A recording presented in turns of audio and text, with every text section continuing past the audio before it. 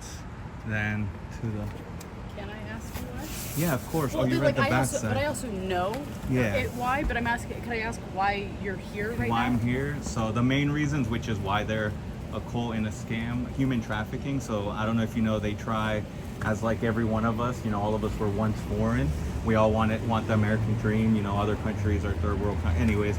So they bring people from other countries and they say, hey, we'll give you the American dream, which they do. They give them a passport and a green card. But then they bring them here and they pretty much have them in their Sea Org, which is yeah. So then they work 110 hours for $47 a week. On top of that, they hide their they take their passport and green card and put it in a safe. So if you want to leave, you can't leave because now technically you're an illegal, right? So that's not good. Child labor. They made kids in LA and other cities demo buildings with asbestos without gloves or masks. So they made kids, like 12-year-old kids, do demo work, lay single bricks on roads. They abuse the elderly. They have people that, like this org, the average age for these people in here are probably 62 years old. I went to the DC one and there was a lady, and I'm not making fun of her, but she couldn't walk. Like she was struggling to go down 4 steps, and it broke my heart because I'm like, that could be my grandma. So they abuse the elderly in that way. They also, there's a thing called the Chase Wave, which you can Google. They ended up taking out Chase credit cards for people in their name because they had all their info and social security number, and then they maxed out the credit cards. So that person is still ultimately responsible for that. Chase Bank figured, I don't know how they found out, but they started seeing a lot of charges like that cards were getting maxed out even if they didn't do it at once. And they did an investigation and they told Scientology no more charges are being accepted for him. Danny Masterson, he's on that set. He's a rapist, yeah. He's a rapist, piece of shit. Excuse my language, but piece of shit. Yeah. So he's a Scientologist, and so he raped more than 3 women, but 3 women we know of. He drugged them all at La Poubelle, which is a French restaurant in LA, across the street from the Celebrity Center for Scientology.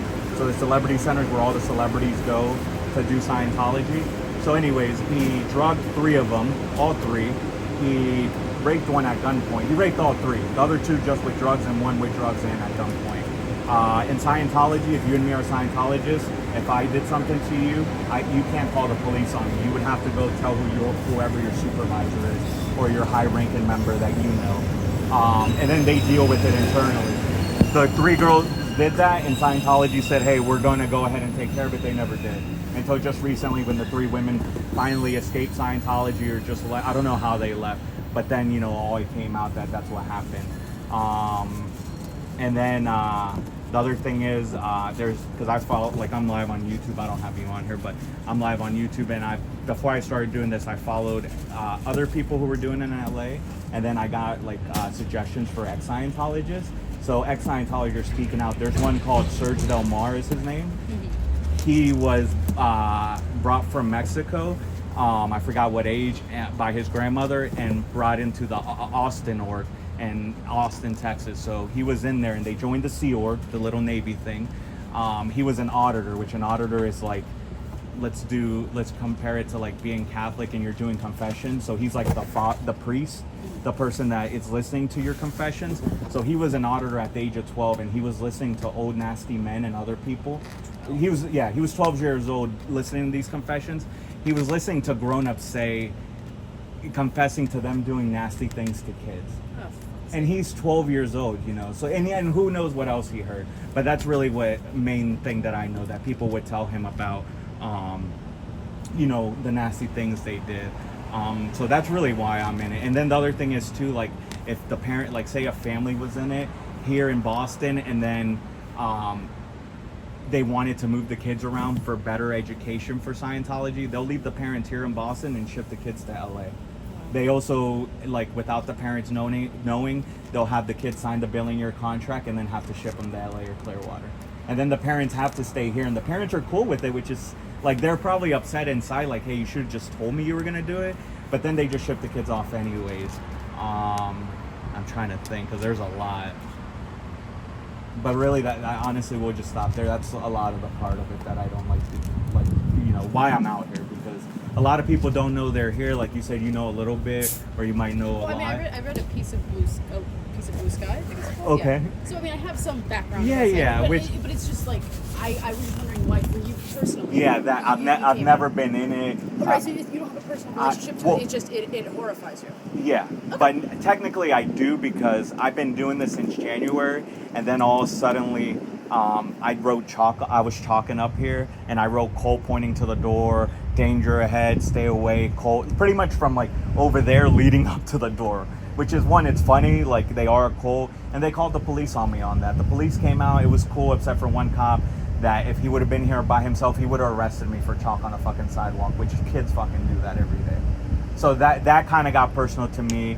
And then another lady who's in that black BMW up there, I was filming out here because I'm allowed to film in public. Like I said, I'm not filming you out of respect, like because I don't want you to get I'm not here to film you. I'm here for them. So I was just filming. She's a Scientologist. Yes, I'm going to film her. You're in public. There's no expectation of privacy. There's a camera there. There's a camera over there. And there's a bunch of cameras that, depending where you came from, that there are. So people shouldn't have a problem. If you don't want to be filmed, they'll come outside or keep walking. But anyways, she came out. I kept my distance, like from here, filmed her coming out. Tried talking to her. She got in her car and left. She went to either to the Brighton police station, which is a mile or two away, or called the police. She came back. The officer stopped there, and she parked down there, and the cop pretty much asked me while I was filming that lady, and I see her marching down from down, literally like where that white SUV is down there, marching her ass down here. She got up to my face like this close, like even closer than what we are, and pretty much put her phone up like portrait mode and like had it in my face, and the cop even had to tell her like don't put it in his face. And her complaint was just that I was filming her, and she was concerned about me filming inside, which is all legal. You're allowed to film inside a building. I mean, the only thing they could say is I touched the building, which I don't with my phone. I know the rules. I know what is going to get me in trouble from seeing other streamers. So then, yeah, the cop pretty much just told her to kick rocks. So that's what got it personal for me, because then they started trying to find bullshit to try and get me arrested, eliminate me from protesting. So then it did get personal, because now I'm like, hey, they're trying the little games that they're doing in LA and other cities. That's not going to fly here. Boston PD's got better things to do, and we're in one of the first states. You think they're going to violate someone's First Amendment? Like, as long as you're within the law and you're not doing it, I'm not harassing them. I mean, they could say it is because, you know, of things I say that they're full, but yeah, that's feelings. They don't like it. I don't give them threats. I don't ever threaten them. I don't follow them home. Like, they'll hire people to follow people home that are protesting. I don't do that. And you can't prove it because the PI is never going to say who. He can't divulge. He can say, you know, client, PI, confidentiality, whatever bullshit. But yeah, that's really why I'm out here. But I've never been in it, so I never would want to be in it. Just curious. No, I got you. Thank you. Have a good rest of your night. Thank you.